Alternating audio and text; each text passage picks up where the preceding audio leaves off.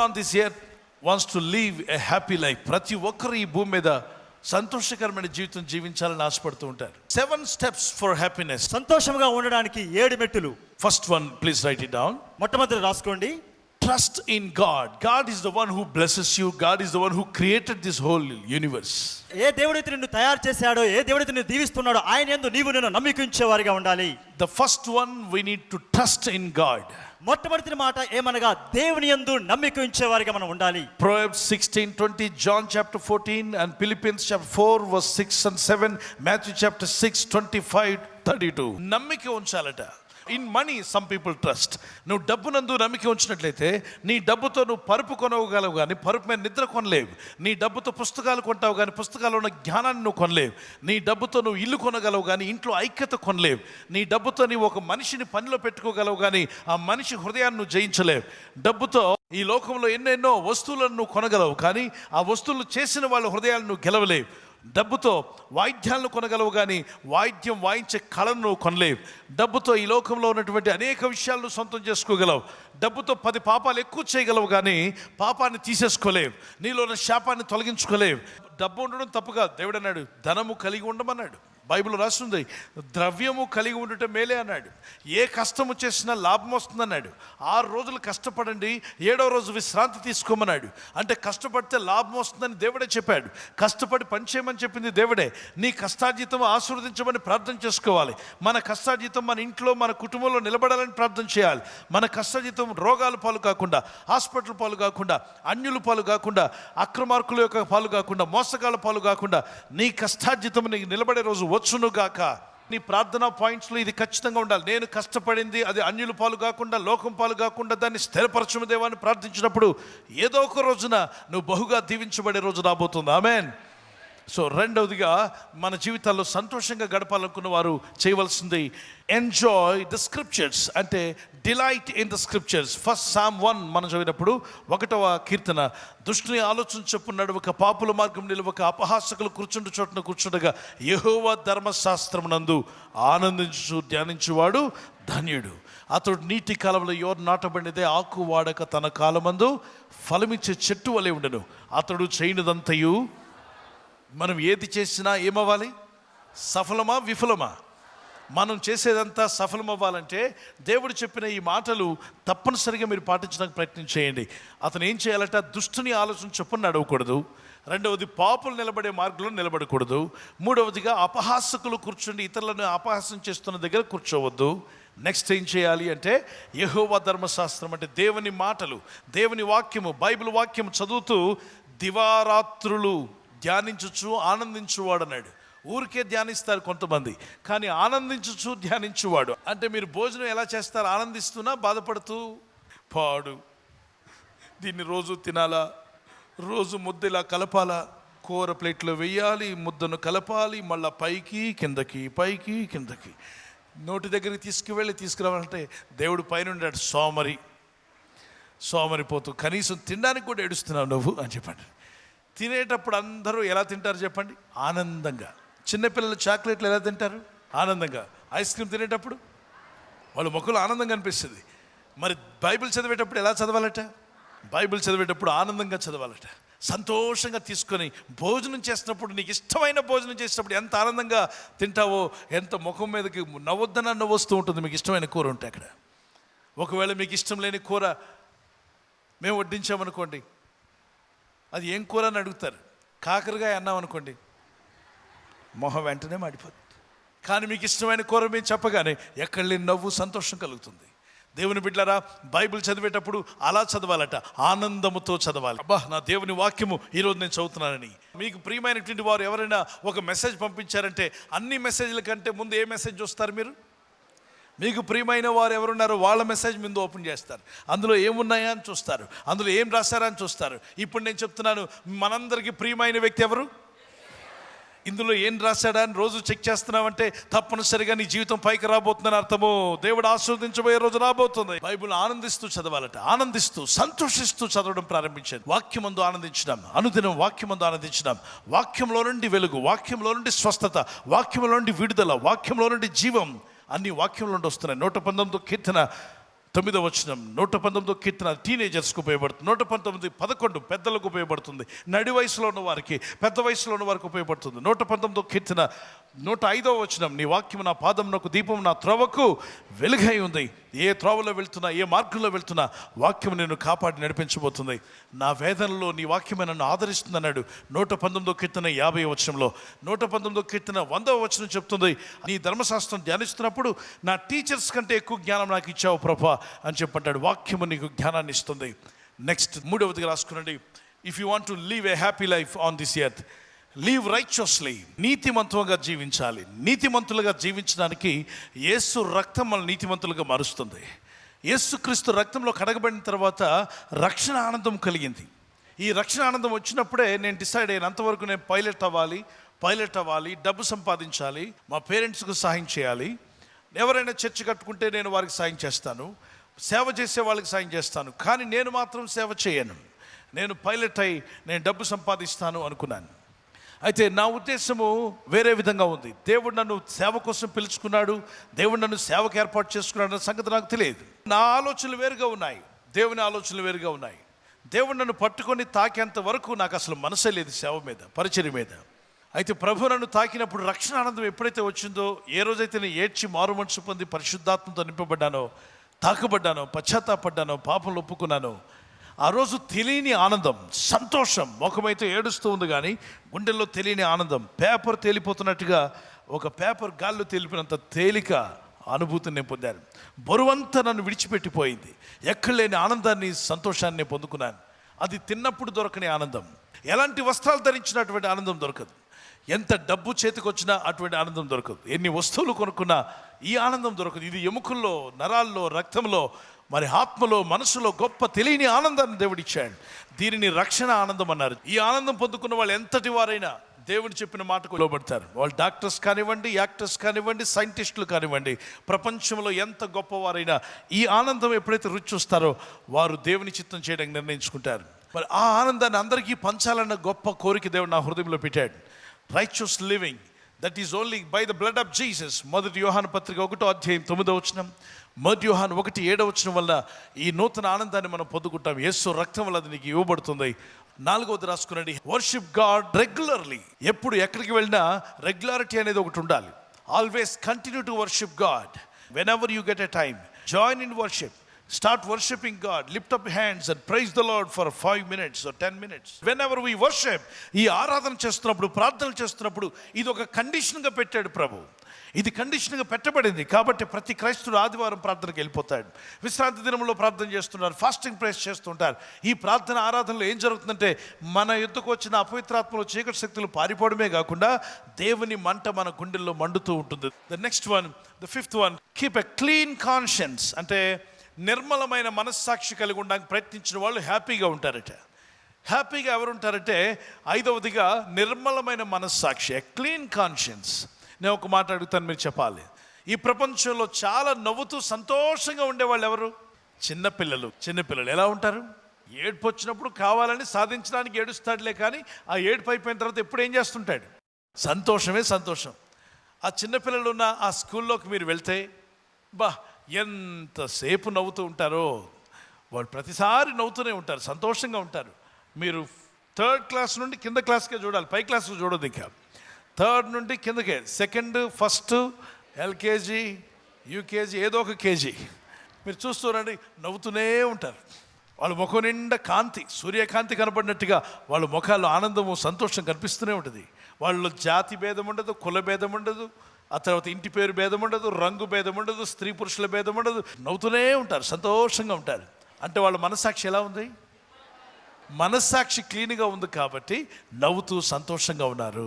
మనస్సాక్షి సంతోషాన్ని చూపిస్తుంది. Yes, your face is the index of your heart అన్నారు. మన ముఖము మన లోపల ఉన్న దాన్ని చూపిస్తుందట. ఒక పుస్తకం చదివేటప్పుడు ముందు పుస్తకంలో ఏం చదువుతారు? ఇండెక్స్. అలాగే మనిషి హృదయంలో, మనసులో ఏముందో ఏం చూస్తే తెలుస్తుంది? ఫేస్ని చూడగానే ఆ వ్యక్తి లోపల ఇవ్వనని. నవ్వుతూ ఎవరుంటారా, సంతోషంగా ఉంటారని చెప్పి వెతుకుతుంది ఈ లోకం. నవ్వు, సంతోషం, ఆనందం కావాలని వెతుకుతుంది ఈ లోకం. అది నిర్మలమైన మనస్సాక్షి నుండే వస్తుందని బైబిల్ చెప్తుంది. అది ఎక్కడ తిండిలో రాదు, వస్త్రాలను రాదు, ఇళ్ళు భవనాలు కొనుక్కున్నా రాదు. కార్లు కొనుక్కున్నా రాదు, విమానాల్లో ఫ్లైట్లో నువ్వు జర్నీ చేసినా రాదు, ఇతర దేశాలు వెళ్ళినా రాదు, కానీ నిర్మలమైన మనస్సాక్షి నుండి వస్తుంది. అరే, నిర్మలమైన మనస్సాక్షి నాకు ఎవరిస్తారు? యేసుక్రీస్తు ప్రభు నీకు ఇవ్వగలడు. యేసుక్రీస్తు ప్రభు అంటే నీ మనస్సాక్షిని నిర్మలం చేసేది ఏంటి? యేసు రక్తము. యేసు రక్తము. యేసు రక్తం మన మనస్సాక్షిని నిర్మలంగా చేస్తే ఏం జరుగుతుంది? ఎప్పుడు ఆనందము, ఎప్పుడు సంతోషము. ఎక్కడ రాస్తుందండి మనస్సాక్షిని నిర్మలం చేసే యేసు రక్తం ఉందని? ఎస్, హెబ్రీ పత్రిక 10:22 నుండి 24 వచనం వరకు ధ్యానిస్తూ ఉంటే అక్కడ ఒక వచనంలో కనిపిస్తుంది, మనస్సాక్షిని శుద్ధి చేస్తుంది యేసు రక్తము. ఈ మనస్సాక్షిని కల్మషంలో నుండి విడిపించేటువంటి రక్తం పేరేంటి? యేసు రక్తం. ఎప్పుడైతే నీ మనస్సాక్షి మీదకి వచ్చి మనస్సాక్షిలో ఉన్న మరకలను, మనస్సాక్షిలో ఉన్న తప్పిదాలను, మనస్సాక్షిలో ఉన్నటువంటి దోషములను కడిగి వేస్తుందో నీ మనస్సాక్షి నిర్మలం అవుతుంది. నిర్మలమైనప్పుడు నీ ముఖంలో ఏం కనబడుతుంది? ఆనందం, సంతోషం. ఈ సంతోషము నీకు కావలెనా? ఈ సంతోషము నీకు కావలెనా? ఈ సంతోషము నీకు కావలెనా? నేడే యేసు నొద్దకు రమ్ము, నేడే యేసు నొద్దకు రమ్ము. సంతోషమే సమాధానమే, సంతోషమే సమాధానమే, సంతోషమే సమాధానమే. చెప్పనా సఖ్యమైన సంతోషం, చెప్పనా సఖ్యమైన సంతోషం.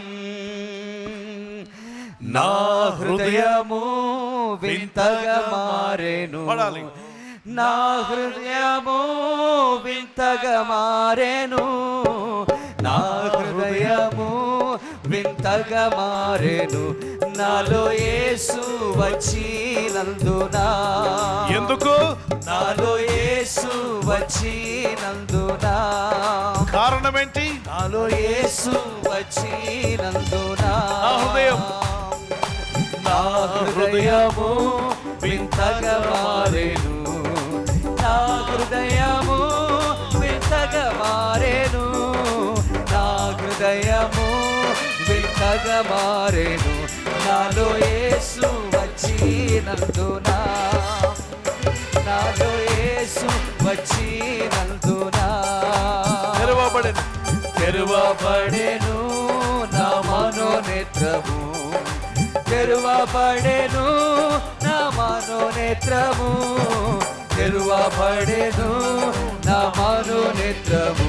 యేసు నన్ను ముట్టినందునా, యేసు నన్ను ముట్టినందునా. ఈ సంతోషం, ఈ సంతోషము నీకు కావలెనా? ఈ సంతోషము నీకు కావలెనా? గట్టిగా ఈ పాడదాం. సంతోషము నీకు కావలెనా? నేడే యేసు నొద్దకు రమ్ము, నేడే యేసు నొద్దకు రమ్ము. చెల్లి తమ్ము గట్టిగా పడాలి. నేడే యేసు నొద్దకు రమ్ము. మీరు ఎప్పుడైనా సాతాను చూసారా? చూడలేదు. ఎప్పుడైనా దేవుణ్ణి చూసారా? ఈ నేత్రాలతో దేవుణ్ణి చూసారా? ఈ భౌతిక నేత్రాలతో చూడలేదు. కానీ నేను మీకు చూపించాలనుకుంటున్నాను. ఈ నేత్రాలతో సాతాను చూడాలనుకుంటే, ఎప్పుడైతే మీరు చాలా కోపంగా సీరియస్గా ఉంటారో ముఖం అలాగే ఉంచి వెంటనే వెళ్ళి అద్దంలో చూసుకోండి. అది సాతాను గుణాల్లో ఒక గుణం. అది విపరీతమైన కోపంతో, మండిపోయే కోపంతో కేకలు వేసి అరిచే టైంలో మీ ముఖం ఎలా ఉందో ఆ ముఖ కవళికలు మార్చకుండా సడన్గా అద్దం ఎత్తి చూసుకోండి. అప్పుడు సాతాను గుణాల్లో ఒక గుణం అది. కోపం, ద్వేషం, అసూయ, క్రోధం, మత్సరం. మరి చంటి బిడ్డను ఎవరిని తీసుకొచ్చారనుకుందాం. సంవత్సరంన్నర బిడ్డ లేదా సంవత్సరం బిడ్డ నవ్వుతూ ఉన్నాడు. ఆ బాబునో పాపను చూసినప్పుడు వాళ్ళని నవ్వించాలని మీకు అనిపించి ఏమంటారు? చిన్న బిడ్డల దగ్గరికి వెళ్ళినప్పుడు చెప్పండి, వందనాలు, బాగున్నావా అంటారా? చిన్న పిల్లలు చూసినప్పుడు ఏమంటారు చెప్పండి? హాయ్ బుజ్జి, కనా, చిచి, పేరేంటమ్మా అని చెప్పి దగ్గరికి వెళ్తారు కదా. అలాగ మీ ముఖం పెట్టండి ఒకసారి. చిన్న బిడ్డను పలకరించినప్పుడు ఎలా ఉంటుంది మీ ముఖం? అలాగ వెళ్ళి అద్దంలో చూసుకోండి. అది యేసయ్య ప్రేమ గుణం. అంటే ఒక చంటి బిడ్డను చూసి నువ్వు ముద్దాడే టైంలో ఆ నవ్వు, ఆ సంతోషము, ఆ నిర్మలత్వము, ఆ బిడ్డను చూసి అలాగ నీ ముఖం మారుతుంది. అక్కడ అవతల వ్యక్తి చిన్నవాడైనప్పుడు, ఆ చిన్న పాప అయినప్పుడు, చిన్న బేబీ అయినప్పుడు వాళ్ళ నిర్మలత్వాన్ని మనం తీసుకొని మన ముఖంలో చూపిస్తాం తెలియకుండానే. అంటే వాళ్ళంత నిర్మలమైన వారు కదా అని. అప్పుడే మీ పక్కన శత్రువు వచ్చి నిలబడ్డాడు అనుకోండి అని చెప్పి వెళ్ళిపోతారు. చూసారా? అంటే శత్రువులో ఉన్న దాన్ని తీసుకొని మీరు శత్రువుకు చూపించారు. చిన్న బిడ్డలో ఉన్న దాన్ని తీసుకొని ఎవరికి చూపించారు? చిన్న బిడ్డకు చూపించారు. చిన్న బిడ్డ, నీలో నిర్మలమైన మనస్సాక్షి ఉంది, నిర్మలమైన వాడువు, నువ్వు నిర్మలమైన దానవు, నీలో ఏ పాపం లేదు అన్నప్పుడు ముఖమంతా కూడా మీరు చిరునవ్వుతో, సంతోషంతో, ఎక్కడలేని ఆనందంతో మీరు ఆ చిన్న బిడ్డ వైపు చూస్తారు. అప్పుడు మీ ముఖం కూడా చూసిన వాళ్ళకి అనిపిస్తుంది ఎంత నిర్మలంగా ఉన్నారు వీరు అన్నట్టుగా. అంటే వాళ్ళ స్థితిని మీరు ముఖంలో చూపించారు. వెంటనే మిమ్మల్ని గొడవపడి, మిమ్మల్ని అవమానపాలు చేసి, నిందించి, మిమ్మల్ని బాధ పెట్టిన శత్రువు పక్కన నిలబడ్డాడంటే బాబుని అక్కడ పెట్టడమే ఆలస్యం. ముఖం ముఠమొట్టలాడుతూ ఉంటుంది, ముక్కు మీద చీమలు పరిగెత్తినట్టుగా అనిపిస్తాయి, ముఖం అంతా చిట్లించుకొని అక్కడికి వెళ్ళిపోతూ ఉంటారు. అంటే ఇక్కడ శత్రువుని తీసుకొని మళ్ళీ రిఫ్లెక్షన్ చేశారు. ఇప్పుడు మనం ఎప్పుడు కూడా నిర్మలమైన యేసే మన జీవితంలో ఉన్నట్లయితే ఆయన ముఖమును కలిగి ఉండే కృపదేవుడు దయచేయునుగాక. అందుకే నిర్మలమైన మనస్సాక్షి కలిగి ఉండక ప్రయత్నించేద్దాం. Learn contentment. ఎప్పుడు కూడా తృప్తి కలిగి ఉండడం నేర్చుకుందాం. తృప్తి కలిగి ఉందాం. చాలాసార్లు మనం అనుకున్నవి రాలేదని బాధ అనిపిస్తుంది, అయినప్పటికీ తృప్తి కలిగి ఉందాం. ప్రభువును తృప్తి కలిగి ఉందాం. ఫిలిపియన్స్ 4:11లో, అలాగే హెబ్రీస్ చాప్టర్ 13:5లో తృప్తి కలిగిన జీవితం జీవించాలి. ఈ రోజుల్లో తృప్తి లేని క్రైస్తవ జీవితం జీవిస్తున్నారు చాలామంది. క్రీస్తు నమ్ముకున్న వ్యక్తిగా నువ్వు తృప్తి కలిగి జీవించాలి. తృప్తి, చిన్న ఇల్లు ఉన్న తృప్తి, పెద్ద ఇల్లు ఇచ్చిన తృప్తి, అసలు ఇల్లే లేకపోయినా తృప్తి, అన్నీ ఉన్న తృప్తి, ఎక్కడున్నా లేకున్నా. ఎందుకంటే మన ఇంటిని బట్టి తృప్తి రాలేదు, ఎవరిని బట్టి తృప్తి వచ్చింది? దేవుడు తప్పగా తృప్తిపరిచే దేవుడు. Next word, stay busy and constructive. ఎప్పుడు కూడా ఖాళీగా ఉండొద్దు. 7వది, ఎప్పుడు ఖాళీగా ఉండొద్దు, ఖాళీగా కూర్చోవద్దు. ఏదో ఒక విధంగా నీ మైండ్ని బిజీ చేయాలంటే. మీకు తెలుసా, కొంతమంది మెమరీ పవర్ ఎందుకు పనిచేయట్లేదంటే వాళ్ళు ఏమీ కూడా మాట్లాడరు, దేంతోనూ మాట్లాడకుండా అలాగే కొద్ది రోజులు మౌనంగా గడిపినట్టు మెమరీ ఆగిపోతుంది, తగ్గిపోతుంది. కాబట్టి మీరు బిజీగా ఉండాలి. బైబిల్ మాటలు మీతో మీరు మాట్లాడుకోండి. నా ప్రాణం యెహోవా యందు ఆనందించుము, ఆయన చేసిన ఉపకారంలో దేనిని మరవద్దని మీ ప్రాణంతో మీరు మాట్లాడుకోండి. దైవజనం మళ్ళీ చెప్తున్నాను, మీ ప్రాణంతో మీరు మాట్లాడుకోండి. దేవునితో మాట్లాడండి, భాషల్లో మాట్లాడండి, పరిశుద్ధాత్మతో మాట్లాడండి, ప్రార్థన చేయండి. ఆ తర్వాత నీ తోటి వారితో దేవుని మాటలు పలకండి, దేవుని మాటలు షేర్ చేయండి. కొంతమంది మౌనంగా ఉండడమే గొప్ప అనుకుంటారు. మౌనంగా ఉండడం మంచిదే. దేవుని సన్నిధిలో కొన్నిసార్లు మౌనం కూర్చొని ప్రార్థనలో కూర్చోవడం మంచిదే, కానీ కనిపెట్టడం అంటారు. ఇక ఇంట్లో కూడా భర్త ఎన్నిసార్లు పిలుస్తున్నా మేరీ మేరీ అని పిలుస్తున్నా అంత మౌనం పనికిరాదు. అమ్మ అని పిలిచినా పలకరు, నాన్న అని పిలిచినా పలకరు. ఇంట్లో వాళ్ళు పిలిస్తే పలకట్లేదంటే నీకు రోగం ఉంది, జబ్బు ఉంది నీకు. ఈ జబ్బు ముదిరిందంటే మెమరీ పవర్ పోయే అవకాశం ఉంది. ఆ తర్వాత పిలిచి పలకకుండా ఉంటే కొద్ది రోజుల తర్వాత నిజంగా అవసరం వచ్చి నిప్పంటుకుందని చెప్పినా కూడా పలకు, మౌనంగా ఉంటుంది. దయచేసి మనసు మార్చుకోండి. I'm telling you true, this is true. Should speak. దేవుడు నోరు ఇచ్చిందే దేవునితో మాట్లాడడానికి మనుషులతో కమ్యూనికేట్ చేయండి. ఇంట్లో వాళ్ళందరితో మాట్లాడండి. బాబుని పిలిచి, నాన్న ఏం చేస్తున్నావు, ఏం చదువుతున్నావు, ఎలా ఉంది నీ స్కూల్, కాసేపు కూర్చొని మాట్లాడండి. పాపను పిలిచి కూర్చోబెట్టి మాట్లాడండి కొద్దిసేపు. భార్యతో మాట్లాడండి. సిస్టర్స్ ఒక రోజుకి 30,000 మాటలు మాట్లాడతారట, తక్కువలో తక్కువ 30,000. లబలబా మాట్లాడే సిస్టర్ అయితే 60,000 మించిపోద్దట, 60,000 70,000 కూడా వెళ్తుంది. కాబట్టి నాయన బ్రదర్స్, మీరు ఇంటికి వచ్చినప్పుడు ఎంత అలసిపోయినా కూడా ఊరుకొని అలసిపోయిన నేను మాట్లాడడానికి టైం లేదని పడుకోవద్దు. సిస్టర్ మాట్లాడడానికి రెడీగా ఉంది, బకెట్ నిండా బట్టలు పెట్టినట్టు గుండెల నిండా మాటలు పెట్టుకుని ఉంది ఆవిడ. ఎప్పుడు వస్తారా మాట్లాడాలని. రాగానే నువ్వు బిజీ అయిపోయావని పడుకున్నావంటే ఈ బకెట్ ఎక్కడ కుమ్మరించాలో తెలియదు ఆమెకి. తెలియక పొరపాటుని ఇంట్లో బకెట్ బయట కుమ్మరించిందంటే వీధిలో వాళ్ళందరికీ అన్ని విషయాలు తెలిసిపోతాయి. కనుక దయచేసి నీ దగ్గరే కుమ్మరించడానికి ఆమె దగ్గర మాట్లాడేటప్పుడు చెప్పు, ఇంకేంటి, ఈ మాటలు ముందే సెల్ ఫోన్లో రికార్డ్ చేసి నువ్వు అలసిపోతే సెల్ ఫోన్ ఆన్ చేయి, అది చెప్పు ఇంకేంటి, కనీసం వింటున్నాడు కదా అని మాట్లాడుకుంటుంది. ఆమె చెప్పవలసిన మాటలు చెప్పడానికి నువ్వు వినడానికి మనసు లేకపోతే డేంజర్. So be careful. దేవుడు అంటాడు జ్ఞానముతో మీ ఇళ్ళని నడుపుకోమన్నాడు. జ్ఞానంతో ఇళ్ళని నడుపుకోవడం అంటే దేవుడిచ్చిన అన్ని విషయాలు, బాబుకి ఏమి ఇష్టమో తెలుసుకొని మనం వాడికి బాబుకి ఏర్పాటు చేయాలి, పాపకి ఏమి ఇష్టమో తెలుసుకుని ఏర్పాటు చేయాలి. తల్లికి తెలుస్తుంది ఎవరు ఎక్కువ తింటారు, ఎవరు తక్కువ తింటారని. అలాగే ఇంట్లో కూడా ఎవరి స్వభావాలు ఎలా ఉంటాయో తెలుసుకొని మనం మాట్లాడాలి. పాపకు దగ్గర కూర్చొని మాట్లాడితే చాలా సంతోషంగా వింటుందేమో, బాబుకి ఆ గట్టి గద్దిస్తేనే వింటాడేమో, అది దానికి తగినట్టుగా మనం చేయాలి. ఇక్కడ విషయాలు తెలుసుకొని మనం కుటుంబాల్లో జీవితాల్లో ముందుకు వెళ్ళాలి. వ్యర్థమైన మాటలు దూరం చేయమని అడగండి. వ్యర్థమైన వేస్ట్ మాటలు మాట్లాడొద్దు, దూషణ మాటలు మాట్లాడవద్దు, బూతులు మాట్లాడవద్దు, అపవిత్ర మాటలు మాట్లాడవద్దు, వ్యభిచారం గురించి మాట్లాడవద్దు, జారత్వం గురించి మాట్లాడవద్దు, పరిశుద్ధత గురించి మాట్లాడు, పవిత్రత గురించి మాట్లాడు, దేవుని వాక్యం గురించి మాట్లాడు. అద్భుతంగా పరిశుద్ధాత్మ అక్కడ వచ్చి పనిచేస్తాడు. ఇంట్లో గట్టిగా పలకాలట, నా ఇల్లు నా గదులన్నీ దేవుని వెలుగుతో నింపబడును గాక అని పలకాలి. మీరు ఇంట్లోకి వెళ్ళిన వెంటనే ఇంట్లో సైలెంట్గా వెళ్ళొద్దు. ఇంట్లో అడుగుపెట్టి, ఇంట్లో ఉన్న మా గదులన్నింటిలో పరిశుద్ధాత్ముడు సంచరించును గాక, మా ఇంట్లోని చీకటి శక్తులను యేసు నామములో అని పలకాలి. కన్స్ట్రక్టివ్గా ఉండండి.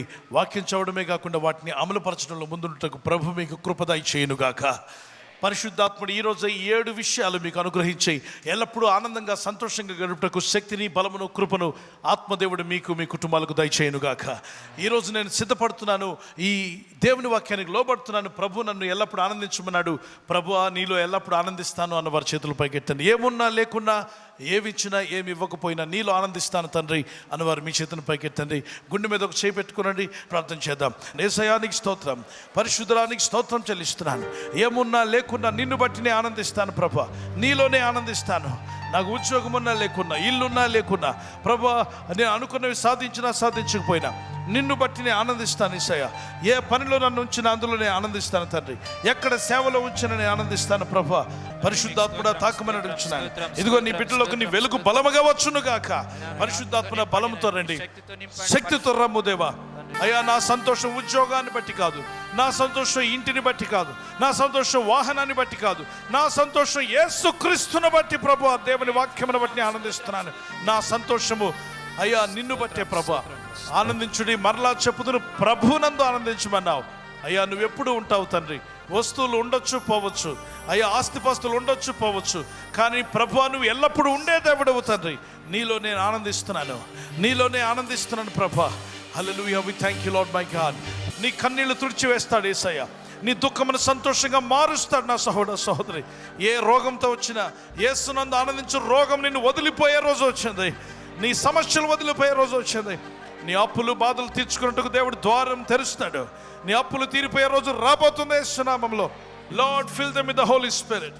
దేవాని పరిశుద్ధాత్మ శక్తి నింపు నాయనా. Anoint everyone with your power. అయ్యా ప్రతి ఒక్కరిని నీ యొక్క శక్తితో నింపు నాయనా. Strengthen them Jesus. దేవాని బిడ్డలను బలపరచు నాయనా. Lord, teach us to live constructively, Lord my God. అయ్యా నీ బిడ్డ బలముగా జీవించడానికి సహాయం చేయండి నాయనా. Strengthen. Bless your people in Jesus mighty name. Amen. Amen.